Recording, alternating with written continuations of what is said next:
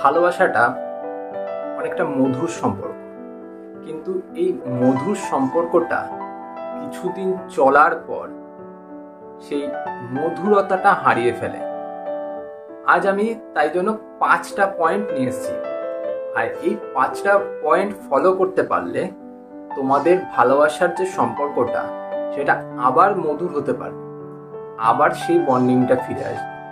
প্রথম পয়েন্ট, সেটা হলো কোমলতা প্রকাশ করো। যখন তুমি একটা রিলেশনশিপে যাচ্ছ, যাওয়ার টাইমে দেখবে তোমাদের মনের ভেতর একটা আলাদা রকমের উদ্বেগ থাকে, একটা রকমের আলাদা রকমের আনন্দ থাকে, কিন্তু যখন সেই মানুষটাকে পাওয়া হয়ে যায়, সেই উদ্বেগও থাকে না, আনন্দও থাকে না, সেই একটা ভালো লাগাও থাকে না, আস্তে আস্তে সেটা কমতে থাকে। তাই সেই জিনিসটা ফিরিয়ে আনতে হবে।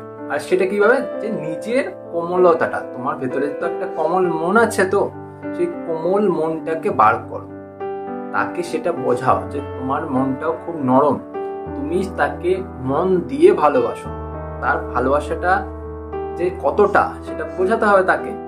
তাই তোমাকেও তো সেটা দেখতে হবে না, তাই জন্য ভালোবাসাটা প্রকাশ করতে হবে।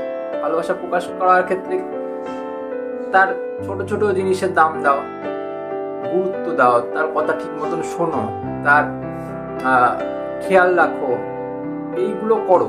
করলে দেখবে তোমার যে ভেতরের মিষ্টি নরম মনটা রয়েছে সেটা তার কাছে দৃশ্যমান হয়, আর তাতে রিলেশনটাও অনেকটা ভালো হবে, রিলেশনটা গভীর হবে।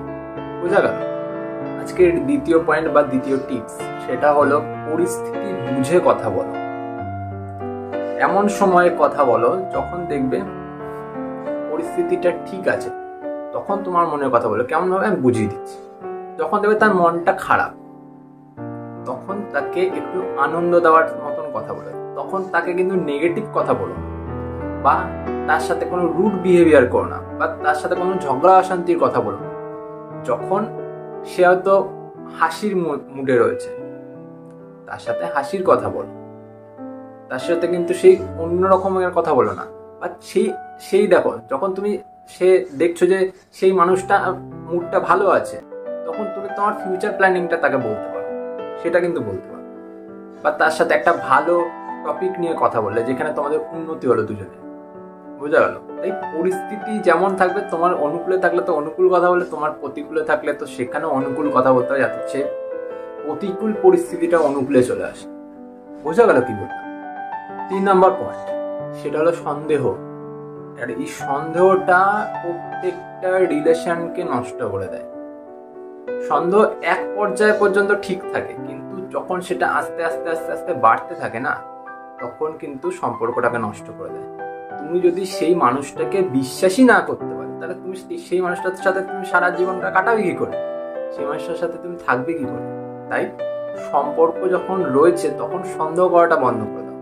একদম চোখ বুঝে বিশ্বাস করবে না, তাই বলে চোখ খোলা রাখো, মানুষকে বোঝো, বুঝে শুনে তারপর তাকে বিশ্বাস করো, তাই বলে তাকে সন্দেহ করো না।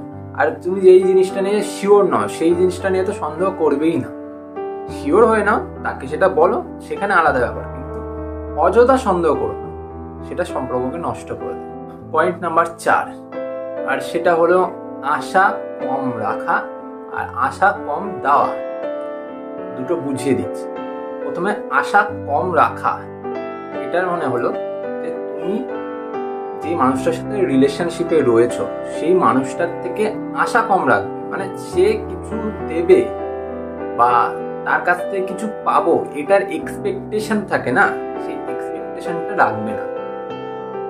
যখনই তুমি এই এক্সপেকটেশনটা রাখবে না, তখন দেখবে সম্পর্কটা অনেক ভালো চলবে। কারণ কি বলতো, যখন তুমি ওই মানুষটার থেকে কিছু একটা আশা করবে, আর সেই মানুষটা যদি ইনকেস সেটা না দিতে পারে, তাহলে কিন্তু তোমার অনেক বেশি মন খারাপ হবে। তাই সম্পর্কটাও কিন্তু ওই জায়গাটাতে একটু হলেও নড়বড়ে হয়ে যাবে।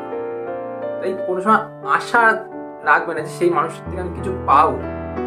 আর তার থেকেও আর একটা বড় কথা, যে মানুষকে যখন তুমি সম্পর্কে নিয়ে আসছো, তাকে সেই রকম কোনো আশা দেবে না যে তোমাকে আমি এই দেবো, সেই দেবো, ওই দেবো, বাইকে চড়িয়ে ঘুরাবো, অট্টালিকায় রাখবো, এরকম আশা কোনো দেওয়ার দরকার নেই। তোমার কাছে যেটুকুনি আছে তুমি সেইটুকু দিয়েই তাকে ভালোবাসার চেষ্টা করো, সেইটুকুনি দিয়েই তাকে পাওয়ার চেষ্টা করো। দেখবে তুমি যদি কিছু নাও দিতে পারো, সেই মানুষটা তোমার সাথে থেকে যাবে।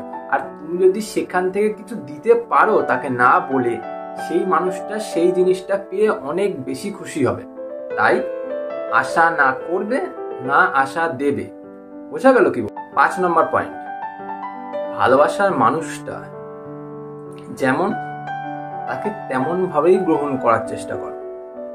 মানে কি, অনেকে এমন হয় যে রিলেশনে চলে গেলে কিন্তু দেখলে তোমার ভালোবাসার মানুষটার মধ্যে কিছু খামতি আছে, কিছু কমতি আছে, বা সে তুমি যেমনটা চাও তেমন না।